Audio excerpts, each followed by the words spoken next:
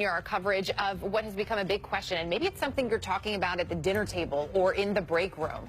Should Confederate statues and monuments around this country stay where they are, or do they need to be removed? We've been asking you what you think.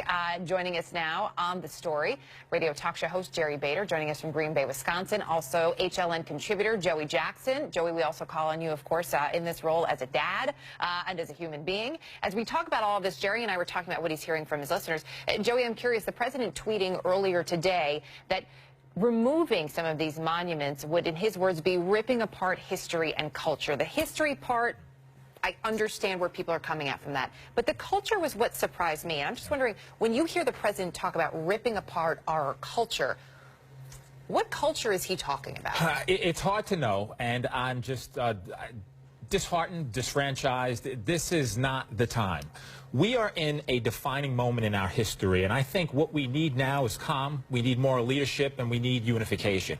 And I think when you fan the flames and you talk about preservation of culture is important, but I think there's a time to evolve from culture, and there's a time to understand how divisive some things are and how some things make people feel. And when you worship monuments that represent a part of our history that was less than dynamic, I would say, it becomes a problem, and it makes people question your judgment, and it makes people question where you stand, who you are, and really what you're about and what you represent. And to me, that's a problem. So we're going to keep talking about that. As I said, we've been asking callers, we've been asking you at home to call in, let us know what you think.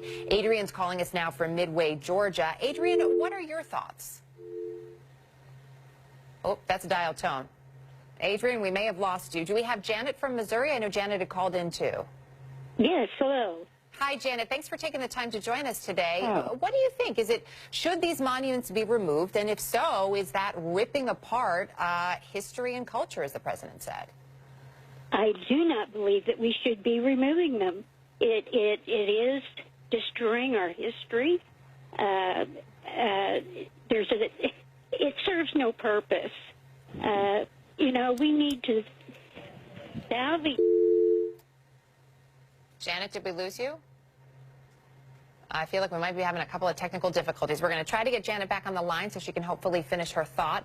We may still have Kathy from Nevada with us. Kathy, can you hear me? We are having a phone issue. I do want to bring back in Jerry Bader. Jerry, I know you were talking, for folks who are just joining us, you've been talking about this with your listeners. And it's interesting because, you know, Joey and I live here in New York. I grew up in Connecticut. I lived in Boston. I lived in Atlanta. I lived in San Francisco. You move around a lot. You talk to different people.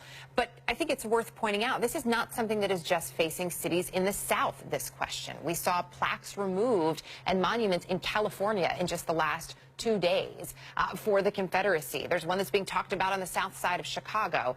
How much is this a point of discussion in Wisconsin, Jerry? You're hearing quite a bit of it, and obviously a lot of that is because of the way President Trump has handled this. That's most of what's being debated here. But when you get to the issue that brought the white supremacists out there, the General Lee Monument, I got to tell you, Erica, here in Wisconsin, most of my callers share largely what I know we lost her, but what that caller was saying. And you know, and I'll echo the earlier comments. History, yeah, I get. The culture that it celebrates is one that people went to war for and died for to end. So to suggest that somehow that should be preserved, and as for her contention that it's wiping out history, no, it is taking that dark history, that stain, out of a place of honor. And yeah, somewhere we do have to preserve it. And I was at great odds with a lot of my callers on that. You know, it's interesting, talking about a place to preserve it. That's been a large part of the conversation, too. President George W. Bush, at the dedication of the National Museum of African American History and Culture, said the following words: "A great nation does not hide its history. It faces its flaws and corrects them."